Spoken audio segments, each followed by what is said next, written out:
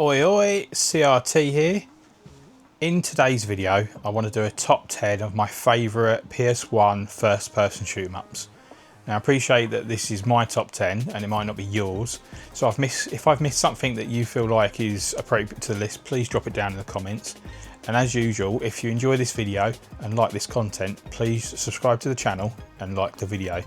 That said, let's get into it. Okay, so first up is Final Doom.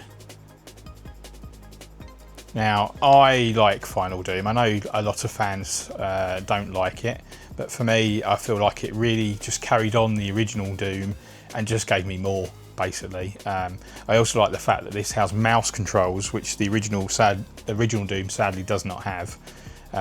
Yes, it's much better on the PC, but when I was growing up I didn't have access to a PC, so this was all I had. Yeah, Final Doom, more of the same. If you like Doom, you really can't go wrong with this one. Okay, next up, Hexen. Now this is by the same people behind Doom. The best way of describing it is fantasy Doom. You can control different characters, they have different stats, but it doesn't really make a lot of difference. Most of the weapons tend to be melee based, but you do get some shooting. All the monsters are more fantasy-esque. Again, if you like Doom, then you're going to like fantasy Hexen Doom. Yeah, please give it a go. Okay, next up is Alien Resurrection. Now this is pretty cool. This is much more 3D than most shooters. Also, it's got dual analog controls, which play pretty good. Also has mouse compatibility, which is another plus to it. Again, Alien Resurrection is pretty cool. I would say that some of the aliens are a bit of a bullet sponge, so it does take a fair amount of ammo to kill them, but I suppose that sort of lines up with how the film is.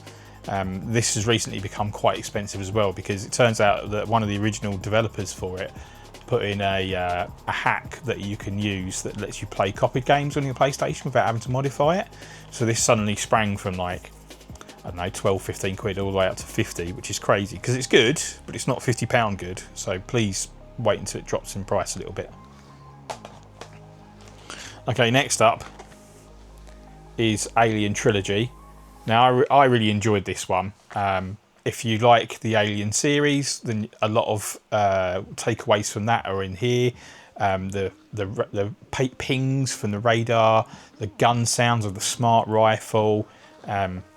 It's brutally difficult, it's scary, it's dark, the draw distance doesn't help you.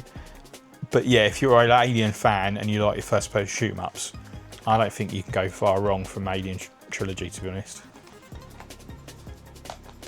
Okay, next up is Medal of Honor. Now they did 2 Medal of Honors on the PS1, but I prefer this one. This was the one that had Steven Spielberg helping on it. Yeah, and he wanted to do a much more theatrical release rather than a computer game release. And for the time, wow, this played really well. The gunplay was really cool. The build up and the setup of the mission briefings, and they really sold the World War II theme on this. I love this. There's some stealth levels as well where you don't have to shoot, where you're sneaking around as an undercover operative. Basically, every time a German officer speaks to you, you have to show your ID, and it's quite funny that you just literally walk around like ID, and they don't want to see it. But yeah, quite a good one. Okay, next up is if you're a Star Wars fan, this is Dark Forces. Again, I know this was originally on the PS1, but I didn't have access to the PC version of it, so this is what I've played. I really enjoy this. If you're a Star Wars fan, it's got all of the Star Wars bits in it, all the different guns, the lasers. No Jedi lightsabers, which is nice, it's a nice change. And as true to form, the stormtroopers, their aim is so bloody awful that the irony is that if you strafe and dodge, you're more likely to get hit than you are if you just stand still, which is quite a unique take on it. This has recently had a remaster as well for the Switch, so if you want a more accessible, cheaper way of getting it, then get it on the Switch, basically. Okay, next up is Exhumed, or Power Slave for my American friends. This is a Egyptian style shooter with a bit of mummy magic stuff going on. So you do get traditional guns like pistols, grenades and assault guns, but then you do get sort of like the wand of Ra and the hand of Ra and lightning rods and all sorts of bits and bobs like that. This is also sort of a Metroidvania style game where each level is open played, but depending on the skills or abilities that you have, you can't get to certain bits like a double jump or a long jump, being able to breathe longer underwater, and slowly as you unlock those extra powers, it unlocks extra areas.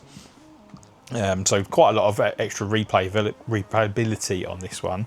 Again, this has also had a remaster / remake for newer consoles. So if you want another accessible game to play it on the Switch. Okay, next up is Duke Nukem. I like Duke Nukem.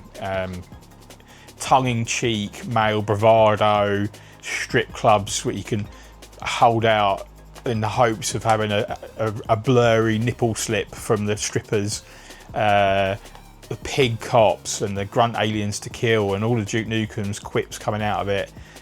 Just a really fun, cool laid out game. They have done some others which were all third person, but it's really a shame that Duke Nukem isn't what it used to be anymore. But yeah, Duke Nukem on the PS1 is just an absolute classic if you haven't already played it.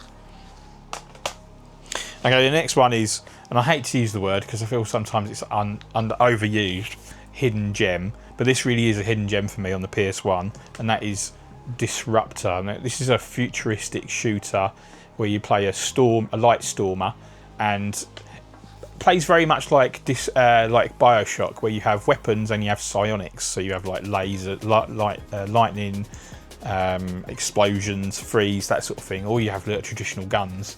And each level is bookended by a little FMV sequence that sort of carries on and continues the storyline. Level design is really clever, gunplay is good. Yeah, Disruptor, and this is criminal that this hasn't been released or a sequel or anything. This really needs to happen, but yeah, Disruptor. Okay, last up.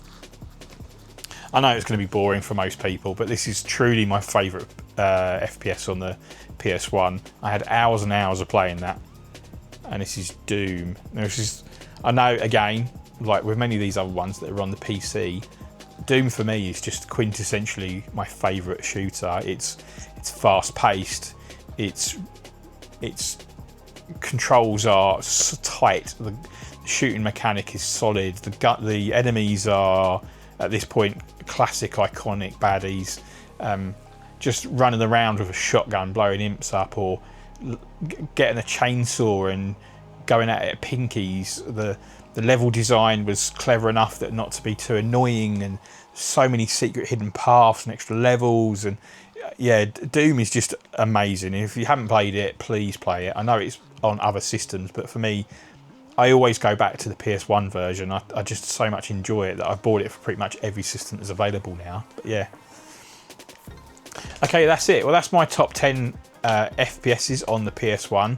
I really hope you enjoy these ones. If I ever missed any that you feel like I should know about, please drop it in the comments. And as always, I'll see you next time. Bye.